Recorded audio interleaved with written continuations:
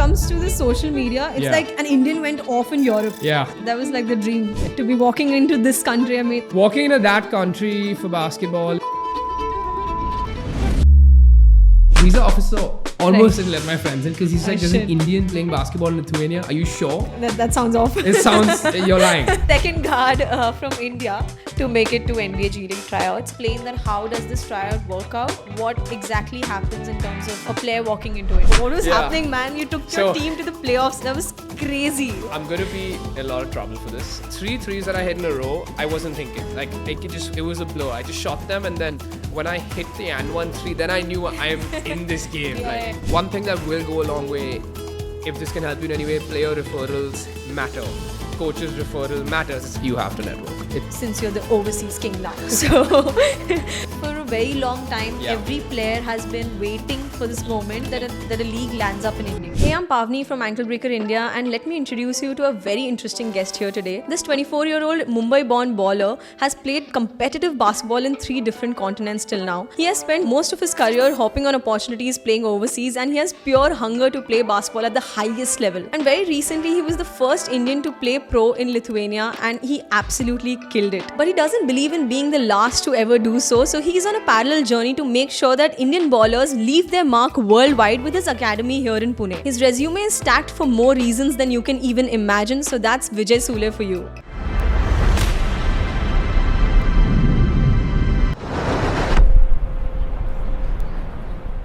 Welcome to Ankle Breaker India, man. Like, we've finally made it here. Like, after all of this, we've finally made it here. And your trajectory in basketball career on paper is like ridiculous, man. Like, for an Indian basketball player to have that career trajectory from, like, I don't know, man, US mini leagues and going off to Thailand and that NBA G League tryout in the middle. I forgot about that one. And, and of course, the recent one in Lithuania. I mean, what do you say about this trajectory for you, like, I think so far? It's something someone had told me a long time ago. When you're trying to do something in life, he actually took a piece of paper. He drew a straight line. He's like, you want to go from here to here? It's never going to be straight. You're going to go through 10,000 different ways. You might eventually get to the spot. But it's probably not going to be as straightforward as it seemed. But that's the beauty of it. You know, there's so much uncertainty in what I'm doing, but you have to eventually learn how to thrive in it, no matter how crazy or tough times may seem. And it's not been like orthodox at all in terms of how an Indian player takes that route, you know, like everybody's going from the junior nationals to the next nationals and the next one, and then the Indian jersey. Absolutely. So why did you think that was not you wanted to do and you wanted to take a completely different route here? Well, I think that's a great question for my younger 17, 16-year-old self. But I think the biggest problem, which I'm sure many athletes face across the board, is tournaments clash too much with studying. It clash too much with board exams, tuitions, whatever it may be. And I was like, if I have to do this, I need to find a way around that whole ecosystem. Because guess what? My family is not going to tell me, like most Indian families, they're not going to say, put down the textbook and go play. Specifically a sport which doesn't have a professional league. So for me, it was, can I find an avenue through academically having, you know, great grades, a great rep by going to a school overseas, which will give me a balance and also, more importantly, better exposure. Because I at least haven't found, you know, higher education institutions here which prioritize both playing and, you know, having a great education. So for me, it was, can I find a way to go abroad and, you know, of course, have good grades and play at a very high level too, or just play at a very competitive level. So you knew this like long back, right? I think it starts with that everyone who plays basketball probably has a dream, I want to play NCAA Division 1, and that dream ends before you know it. But again, I think the philosophy behind that is very simple. A lot of the top universities are top academic schools who have great basketball programs. So I was like, okay, I'm not going to the top ones. Can I find a solution overseas where I'll still get the best of both worlds? So that's what kind of made me think was that, okay, the schedule in India is crazy because we're studying all the time. What if I've used my academic ability to help eventually get me to a program, which will obviously take time. And again, I keep telling my friends a lot of delusion was involved here. In my head, it worked out. So now it doesn't seem as crazy. But now when I look back, I was like, it was a very unorthodox approach.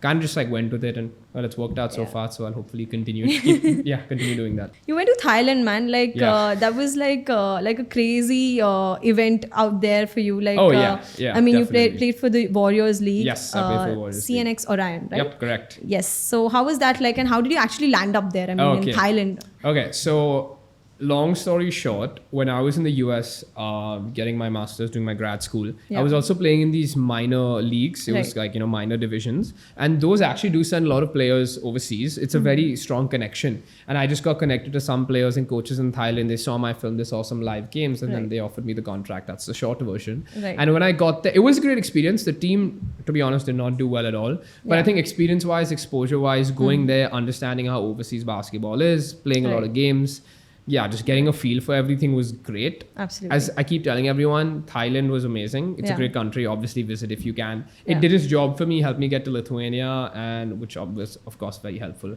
in the future as well. So Thailand did its job. I had a great time. I would consider going back. You got your good film out of it also, right? Got solid film out of it. Did pretty and well. you landed up in Lithuania. I mean, that is actually the only thing I want to talk about. If it was up to me, I want to do all of this on Lithuania. Like that stint, people have seen you overseas for a long time now. But that Lithuania stint is something. Oh no, it's definitely something special. It's how special. did that happen? What are the little nitbits? Like how did you get to that? Very, very simple. One thing that will go a long way, if this can help you in any way, player referrals matter.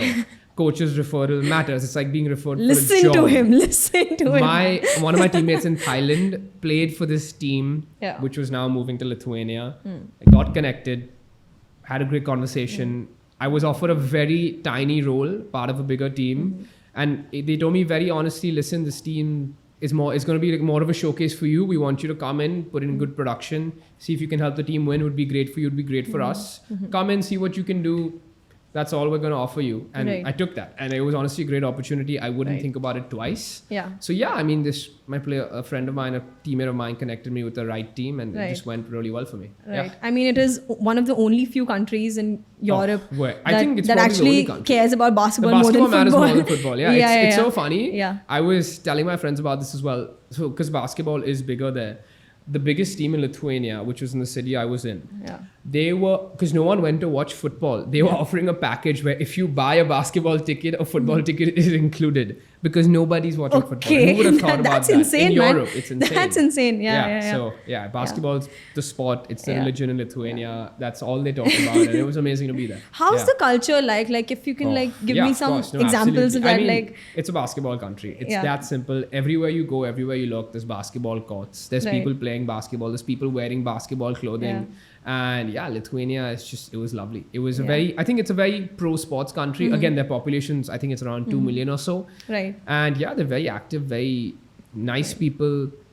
They love their basketball. I don't know what else to say. They really do. There's like sports museums, there's basketball museums. Everyone's outside playing, and also everyone shows up for games. That's another big indicator. And it's like, everyone here plays cricket. They most certainly play basketball there as much as we play.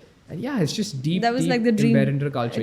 Walking into this country, walking into that country for basketball is, it's definitely a dream come true. I can fortunately say I was there. Lithuania is a great place. So you actually joined that KKL Cup in the second half of the season. Half of the season. And then an Indian guy just rushes it in and you just take it to the playoffs. Like, what was happening, man? You took your team to the playoffs literally, and draining those threes, like 6 threes in that match. That was crazy. What was all that about, man? So that was actually the second game. We can get into my first game if we have time. But so I think going into that game, the team hadn't won. I mean, they hadn't won in a while. And funnily enough, the team owner texted me before the game saying, "This is a big one, do it." I fully ignored the text. I was like, I don't want him to get in my head. The first game we lost pretty badly, and I'm glad that first game happened because the nerves were gone. There was like, okay, I know I can play here. I had a double-digit game to start, so there was a little bit of confidence. And then in the second game, we started off pretty well actually. We had some good momentum, and I only hit 1 3 or 2 threes in the first half. And then coming into the second half, the opponent started pressing, and this was a team they had lost to about 5 days before I got there. So there was that little pressure of, we don't want another slip up. And then honestly, I don't know, the 3 threes that I hit in a row, I wasn't thinking. Like it was a blow. I just shot them, and then when I hit the and 1 3, then I knew I'm in this game. I'm feeling good. But honestly, my teammates trusted me. They gave me the ball, and I just shot it without thinking twice. So that's how it went down. And I think, and I was shocked with my percentage. I thought I overshot it, but 50% is 50% at the end of the day. I swear, man, that was crazy. It's that 50%. was literally crazy. But like, when it comes to the social media, it's Yeah. like an Indian went off in Europe. Yeah. Okay. Yeah. And did you have that in mind when you did that? No, in absolutely no. Lithuania? No, I right? didn't think of it. It was, Yeah. of course, it was amazing. It was my best game by far. I had a good time playing. I enjoyed myself. And that was actually a grueling day because, the practices are intense. We trained that morning. Okay. So I have my stats from like my devices and everything. Right. That day itself, I had burned 6,000 calories because we trained in the morning for an hour and then we played at night. And by the end of the game, thank God you can't see me. I'm in the corner of the bench holding on to my tummy because I'm cramping so badly. Oh shit. Because I had ended up exercising about 4.5, 5 hours that day. It was just ridiculous. But I guess, at that moment, I was not thinking about that. I was just thinking about how my cramps are going to go away. Yeah. But of course, it's a good added benefit. But yeah. So coming back to your first game story, man. Yeah. You landed right Yeah, there. I'm gonna be- and you were just playing in Lithuania. Like, what was that about? I'm going to be in a lot of trouble for this. Yeah. Because I think every family has its own weird rules. I'm sure everyone has a weird set of rules. Eat together, wash your hands before you, whatever it may be. Yeah. Mine, for some reason, again, I'm not debating, I'm just stating, is that the second any one of us get off a plane, we're supposed to rest for a day and not exercise, which is completely understandable. While there's no science to back it, the logic is there. You should rest after traveling. Specifically because I had traveled for I think it was 17, 18 hours. Damn. So I landed an hour early. I was not supposed to play that game. So I land and I'm just like, okay, let me just text the team, see what's up. Chill. And I still had an hour from the airport to get to the arena. And I'm just like, okay, I'm an hour early. There's a small chance I could play. So I was just like, let's see how it goes. I had certainly not eaten enough. Yeah. And I didn't have a SIM card at that point. I had nothing. The cab driver was nice enough to take me somewhere nearby, gas station. I didn't even eat anything. I just got water. Yeah. We drove to the arena. There were genuinely 20 minutes to tip off. I have walked on with my suitcase. I have walked onto the court with my suitcase. I think I have a video. I will find it. And then I have put my suitcase down. I have removed my shoes, put them on. The coach is like, do you want to play? I was like, do you want me to play? He's like we could use a body. Yes, of course. I'm not going to say no. He's like, okay, I'll put you in, but you'll play restricted minutes. I was like, that's fine. Yeah. I assure you, I did not warm up. I just went straight into layup lines. I absolutely bricked my first layup. Right. And I kind of woke up in the middle of the game. I only ended up playing 15 minutes and I had 10 points, which I think is is a very decent outing. That's good for that day. I have that. I think I'll send you that stat sheet. I have that as well. But but still, that was a great wake up moment because I'm like, this is overseas basketball. If you land and you're expected to play, you land and you're expected to play. And honestly, and the coach was happy with me because he's like, you just got off a flight. It's okay. It's fine. Yeah. So that was my first game. I think that's definitely a cooler story than my second game. But I literally landed, I drove and I played. Yeah. And I'm going to be in a lot of trouble for that, but it's fine. It's in the past. Let's go. After this podcast, you're out there. Yeah, don't tell my parents, guys, please. But they're going to find out. But I keep asking this to everybody who walks out of India and plays overseas. Yeah. And I'm like, you go in that environment as an Indian. People are looking at you that way or like... Oh, no, most definitely. Yeah. I think the best example I could give you is I had some friends, nicely come visit me. Yeah. And when they landed and they told the immigration officer, we're here to visit our friend who's playing basketball in Lithuania, they were like, oh, nice. Like, is he Lithuanian? And they were like, no, he's Indian. And the visa officer almost didn't let my friends in because he's like, there's an Indian playing basketball in Lithuania. Are you sure? That sounds off. It sounds, you're lying. But then, there was luckily enough proof on my Instagram and they let my friends into the country. Yeah. And even that's just, I think that's a small example of how we're perceived in the basketball world. Right. Yeah, I understand why we may not be taken as seriously, but I'm hoping to change that in some way or the other. But you can't control how people are going to perceive you, but you can definitely choose the way you act. So, yeah. How do you, analyze European basketball level of play there and how did you find it completely different from what you did in US actually? Okay. I will not say India. I will say US because I really want to know the difference. How was it different for you? The biggest difference is that it's team first basketball. Okay. Yeah. You're going to find very, very few guards who are sitting and, doing some flashy moves and trying to score. It's going to be shared basketball. Everyone's going to get a touch. Everyone's going to be involved. Yeah. And I think the biggest way we learned that is we played against a EuroLeague junior team and that's Žalgiris. And we played against that, I forget, it was a third team. Yeah, it was a third team. And we lost that game pretty badly. And I just looked at the stat sheet after because I felt like everyone had scored. They had 8 players in double digits. Oh, and I think that's the best example that I can think of because I saw it. And that's frustrating to play against because if one guy's scoring, the next one is and the next one is. And honestly, that's the right way to play basketball. So exactly. Yeah, I'm just like, I'm glad I got to witness that and, I guess try to stop that. But yeah, I mean, European basketball, team basketball may not be as flashy. But yeah, they play the right way. It kind of explains why so many European players and teams are taking over. Exactly. But yeah, it's just, they just play the right way, I think. And that's so deeply rooted into their fundamentals that you can see. Their goal is to help each other win and not necessarily put up, 30 and 10 or whatever. I really want to segue into the NBA G League tryout bit, sure. right? I mean, second guard from India to make it to NBA G League tryouts. And what was that experience like? It was honestly still to this day one of the best experiences I've had. It was 4 hours, which didn't feel like that long. I think the entire process was just so welcoming and it was a great experience. From the second you walked into that gym, people were taking care of you. They had assigned team members to help you with the entire process. You felt like you were part of the team. They had everyone had 3 rebounders. We have this entire amazing setup. There was the smallest of things like they have a Gatorade deal, so Gatorade stuff available for everyone.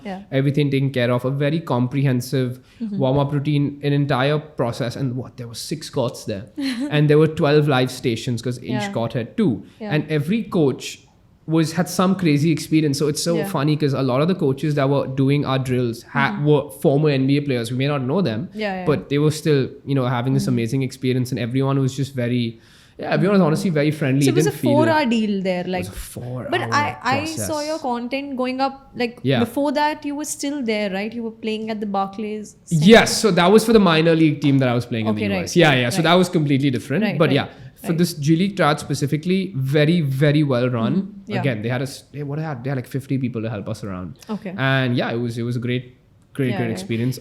Some really competitive guys. Actually, I would really like you to explain, if someone's watching this, to explain that how does this tryout work out? Sure, no, and of course. What exactly happens in terms of of course, absolutely. A player walking into it? Very, very simple. I think how it works out or how most people are able to go, there's 2 ways. You can sign up. There's open sign-ups. Teams can specifically ask you or your agent and ask you to come. And once you walk in, again, you'll be greeted by some team guys. They'll assign you your jersey number, clarify your details, let you go upstairs, get changed. The second you're on the court, and of course, get there early. I was about an hour early, and I was not the first one there. There were so many people there, getting your shots up. Exactly, everything is clearly broken down. They'll give you warnings. Go into a warm-up, and then you'll be introduced to all the staff. You'll be explained how the entire process works. And then for at least the Long Island Nets, they went straight into drills. And they had the 12 live stations. And once that was done, they did some more situational bases, and the teams were split up equally. And then you kept the same teams while you just ran 5s. That went on for a while. You just ran 5s. And then after that, I think they ended up shortlisting. Initially, there was a bigger cut. And then there was a smaller cut. So there's 2 cuts. And then funnily enough, no one got signed from that tryout. Really? Not for the Nets. Funnily enough, there was a guy on my team. His name was PJ. He's playing for either the Indiana or the Denver Nuggets G League team. But he ended up playing for a G League team. But the Nets didn't take anyone. So that's the other thing. There's no guarantee they'll take someone.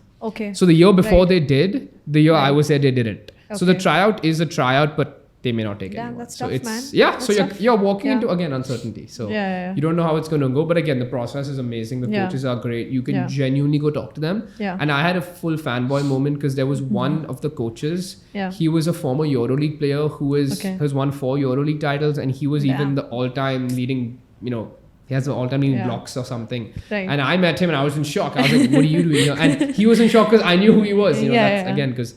Not everyone's watching EuroLeague in America. But I think it was just a great process, and it was just a great environment to be in. And it just felt like, it didn't feel like a toxic environment. Everyone wanted everyone to do well. The coaches were amazing. And even if you're not going to make it, I would just go check it out if you can. Just go check it out. Be around there. I know you can volunteer, but if you just go try out, you will learn a lot of things just from that one. So you get invited to these tryouts? You can get invited or you can sign up. Or you can sign up. Both ways, yeah. So what's the signing up process? You went through an invite, right? So yeah, I mean, I was invited to sign up. Right. But yeah, because one of my minor league teammates informed me about it. Okay. But all you have to do is, I mean, usually they post about it. I knew because someone sent me the form. Right. But I'm quite sure the teams post about it or the G League will post about it individually on their website as well. Okay, and also every team does not have tryouts. Again, very subjective. Before this, we had Principal, people like Principal and Palpreet walk up into these G Leagues. And of course, they're a different position in basketball and you're coming in as a guard. Yeah. Why do you think that the guards came in so late for us from India? Like, I really want to know, like, why so? Because honestly, in Indian basketball, if you see, guards are fighting for a position, for a spot in the team, usually absolutely. Because there are so many options for a guard position in India. But everybody's like surprised because you're literally like the second guard from India to make it to the NBA G League Tryouts. And why is that so, you feel? I think that's a lot to do with just the way the game has shifted today. Okay. I'm 6'1". I'm an undersized guard. Right, exactly. The guys on our national team are around my height. If maybe a few inches up and down. I think that's a big reason why there's so many NBA rosters where like Paolo Banchero is basically a point guard. He's 6'10". Exactly. I think that's probably the biggest reason. The way the game's being played now, the floor is being spread by all these tall wings who are now playing the point. And I think that is something that will hurt us unless you're an absolutely elite guard, which is obviously, there are many exceptions. But again, if you look at it now, the way the game's being played, NBA, EuroLeague, you're gonna find longer guards. Yeah, and I personally saw that as well in Lithuania, where the EuroLeague team, their guard was shorter than me, but he was the only one. He was the shortest guy on the floor. A lot of the other teams had these wings playing guard. So I think, the way the game has come now, everyone's taller. Wemby's handling the ball. It's probably a big reason why. It's not impossible, but I think, just the way the game has shifted. So at the end of the tryouts, like when is it so that you get to know about the result process and everything? I think they were pretty straightforward. They were like, we'll reach out to you or we'll reach out to your agents. But do they have an explanation as to why? No, they don't. Nothing. That's Yeah. I mean, feedback always helps in any case. Helps. Feedback always so there was not much from the coaches as well. There was not much. They didn't say much. Yeah. Because what I also realized is that because there are so many coaches, a lot of them are also trying to break into that coaching space. So like the coach on my team was not a coach. He was like a video coordinator. But he was given that coaching opportunity. And funnily enough, there have been NBA coaches who started in that position. But still, because there's so many guys who there were like 40 of us at the tryout. The coaches are not always definitely the ones who are on the floor or sitting by the bench. All right, I think that was good enough for the overseas bit because you have been like out there for so long. But I really want to know, like, okay, you did not take the usual Indian route, but if at all the league that's coming up, IBL, works out for us and it's full-fledged in out there, are you thinking of opting for it or how do you see it like in future? So I think that's honestly a great question. I can't lie, I have been asked this because for a very long time, every player has been waiting for this moment that a league lands up in India. And stays. Like, all right. So what are you thinking about IBL? So again, my priority right now is to stay overseas because I just like the way the life is overseas. And I think at the end of the day, of course, a league will be amazing for the country. It's going to do so much. But you can't compare to playing against the already established leagues. That's my only argument where, of course, like I would pick a European league over an Indian league in the initial stages. Of course, 3-4 years down the line, 5 years down the line, if I'm still playing in the leagues doing great, I would love to come back. Because of course, being an Indian passport holder, which makes a difference, would be easier to get into a league such as, the IBL. But it's on my mind. I can't lie. But until there's clarity about when things are going to start, honestly, that's something I can't even consider. Because even now, I'm talking to other teams and I know when my season will start, but I'm not in a position where I can sit and wait around for the IBL because I'm not getting any younger. So it's, I think it's try to just maximize whatever opportunity I can now. Of course, the IBL will always be on my mind. Family will ask, friends will ask, what about it? Yeah, it's on my mind, but I honestly, I don't know what's going to happen. I don't think any of us know what's going to happen. So we kind of have to wait and see. But of course, it's definitely something I've thought about. Definitely. I speak to so many players, like even younger players, like under 18, under 15 players. And they're like, we want to play, ma'am, we want to play D1. We want to go out. We want to play in America. And, someone's saying out there, like recently at a league, the guy is like, he was the MVP and he's like, I want to play for NBA. Like, sure, man, like, hustle hard and all of that. But on a genuine note, like practically speaking, how do you think an Indian player walks into that scenario? Because to be honest, your trajectory is a lot different from what an Indian player is undergoing right now, right? Definitely. So how do you see it in that sense, that how can a traditional Indian basketball player actually take it forward like that? I think, again, it's so subjective to the player. But from a very practical standpoint, whatever I've learned, you would probably have to get out of the country as soon as you can to maximize your chances. Because again, we don't have a league right now. Right.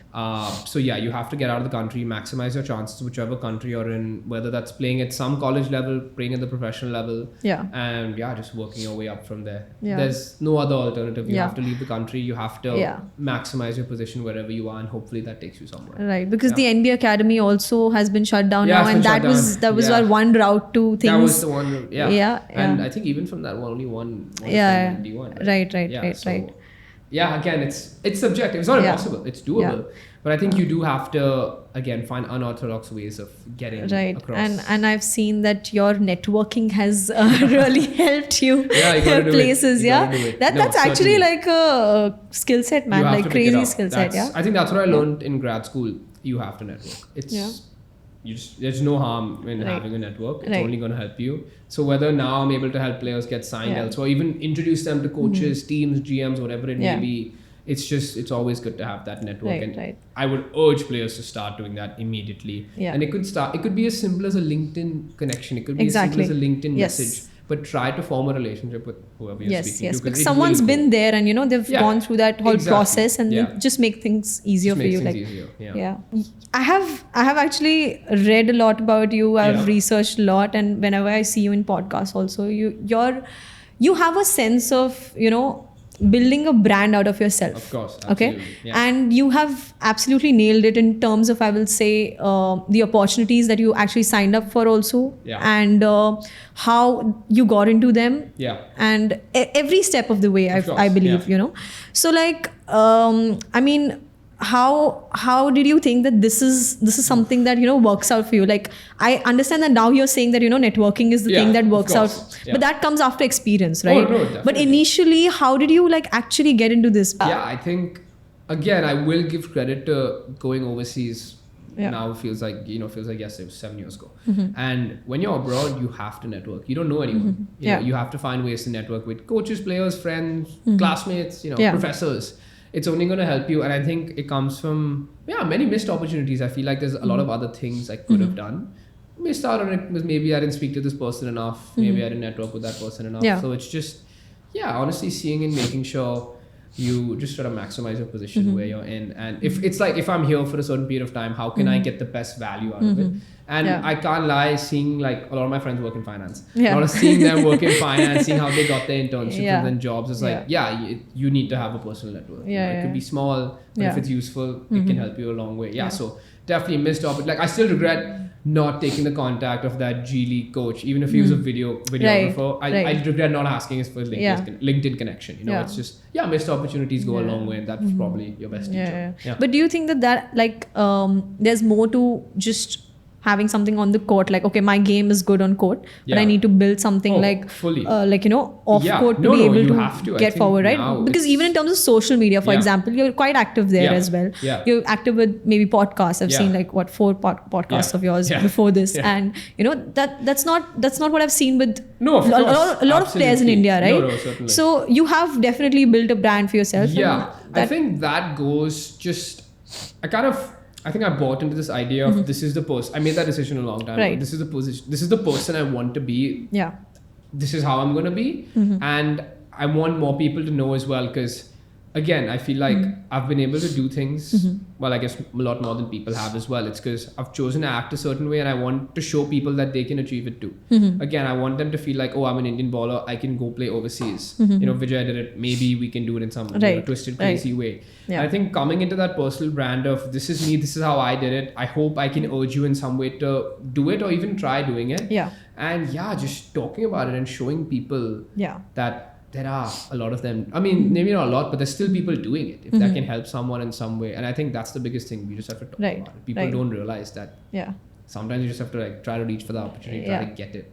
So just putting yourself out there is so important. And specifically now with how easy social media is to connect you to everyone in the world. Like, we met through social media, right? So it's very simple. And that too, as a professional athlete, you are missing out on, monetary gains, you're missing out on endorsements, on so many other things. So build your personal brand, put yourself out there, and the brands will eventually follow as long as the performance is there and as long as you look like you're branding yourself well. So I think putting up your own, working on your personal brand is helpful. But you're also building something else quite crazy, I believe. Absolutely. Snipers Academy. Yes.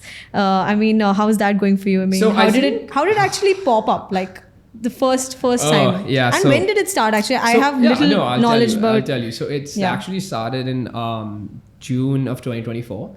I was at my undergrad graduation, and I had also gotten into grad school for sports management specifically, and then I ended up getting a couple of offers to buy teams in like local leagues, ABC and whatnot. And I was like, I don't have anything now, but I'd love to do something with this. But it's not a process where I can just wake up and be like, okay, I want to buy a team. You've got to establish a company. And it started off for me as I can use this as a project for my dissertation, but it ended up being so much more. Exactly. So in my headspace, I'm like, I'll come up with a company. It'll be a cool project to write about. Maybe have a dissertation, have a functioning model of sorts. But then after my first season in ABC, I mean, helping did win. I mean, winning did help, of course, but just seeing what impact I could make even for 3 weeks on a 16-year-old, 15-year-old's life was awesome, because I knew how much I would appreciate being valued that much. And I was like, if I can help these kids for a short period of time, I want to do it for longer. I want to be able to sustain it. So the entire goal with, I guess, Sniper Sports is simple. I think I'm doing a disservice if I'm not using all my experience and knowledge to help others. So this is my way of helping others. I have my own facility and academy in Pune. We're helping kids from a very young age, develop, play the right way. We have teams in many, many local leagues, and we're just trying to give these kids an opportunity which they deserve. And make sure that they're getting the right amount of attention. Now we have some brand deals on board, endorsements, and they're all very health focused, health driven. I just want to help kids any way I can. Right. I'll eventually move out of basketball, but basketball will always be the main one because that's what I'm good at. So it's just giving back to the players, helping them in any way I can. So it's like a training basis, or is it a residential program? So right now it's just training. Residential, hopefully if we hopefully I'll be able to expand. It's just training right now, but again, because training is only limited to Pune, I would love to. That's why I'm just getting more teams and hope there'll be one happening soon again. That'll be it'll be cool to see. I want to have more players in my ecosystem.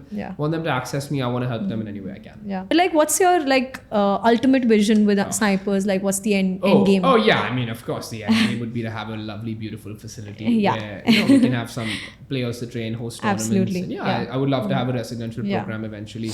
And then for me as well, I would just want to have a pipeline where if a player, like how the club systems are in Europe, if a player comes to me when he's 9, I want to develop him until he's 15, 16. I can send him overseas. I can get him a college education. I can get him a pro. I was waiting for you to say send him overseas because that's Vijay Sule I'm sending everyone overseas. There's no question. But so it's just to have, my dream would be to have a pipeline where a player comes and I can help them in the best way possible. Given the circumstances or whatever it may be. Right. We're actually moving into the last segment where I really want to know that you have been to like so many countries now, and you have like played your heart out everywhere. What's next, and why? Because and seriously speaking, like what's the end goal there as well? Very short answer is, negotiations are on. I'm speaking to a couple of teams. Fortunately, through Lithuania, I have offers. So I'm just negotiating with some teams from very good landing spots. I will go for a full season, of course. And it's going to a team and going to a country where I can progress firstly, and the team understands that I'm there to help them win, and also eventually progress to higher levels and higher divisions. But I also need to remember the fact that I'm an import. So in countries where I'm not a local player or not an EU player, there's limited spots I'm fighting for. So going to countries which allow more foreigners or imports to come in. Right. And so just stay in a country which hopefully I'll kind of feel at home in, and then progress up. Because again, the system it's so tricky and interesting where, of course, in an ideal world, I don't know if I'd keep moving, but would want to be at a team or be in a situation where I can progress and then, play in the first division, play at the highest level that I can get myself to. That would definitely be, the end goal, or just see how far I can go. Yeah. Any specific places you're looking for? Are we digging too deep for that? I mean, that's the thing. I'd love to say this. I'll just say it's a couple of countries in Europe. They're very, and they're very nice countries. Let's go, they're Europe. Countries people will want to visit. Yeah. I don't want to jinx it, so I don't want to put it out there. Yeah, that's fair. But no, it's like lovely countries. So I'm hoping my friends come visit me, or just anyone wants to come watch. It's really nice countries. Great for basketball, of course, and just somewhere I'd want to be. It's definitely on like a bucket list item. I'd love to be in this country, whether it's playing or visiting. But so one of the European countries, hopefully, I don't know when this will be out, but if maybe this is out, maybe by then my deal and my visa has been approved. So yeah, just to end it, if there was even one kid watching this who's like really, really hoping to make it big. Yeah. And since you're the overseas king now, so really trying to make it overseas actually. Yeah, of course. Because like what would you say to that person? Yeah, I mean, I think so. I'll give you two answers. I'll give you the optimistic answer, and then I'll give you the practical answer. Yeah. The optimistic one is just keep going. You never know what can happen. You may end up in a situation like me. You might be better than me. You never know. Right. Just keep going. Honestly, you'll never know unless you try. Yeah. The best things happen unexpectedly. So that's why I urge you to try. The practical answer would be find out, do your research, see how to actually get to a certain position, and reach out to guys like me. Reach out to guys like whoever's played overseas. Just do your due diligence. People are willing to help. I am more than willing to help people. So just reach out to me, find other guys. And another friend of mine just going to Armenia, reach out to him. He can help. So just don't be afraid to reach out to the people there before you. Again, network your way as much as you can, understand the process, and just keep working hard towards it. Not much else you can do. Right. Yeah.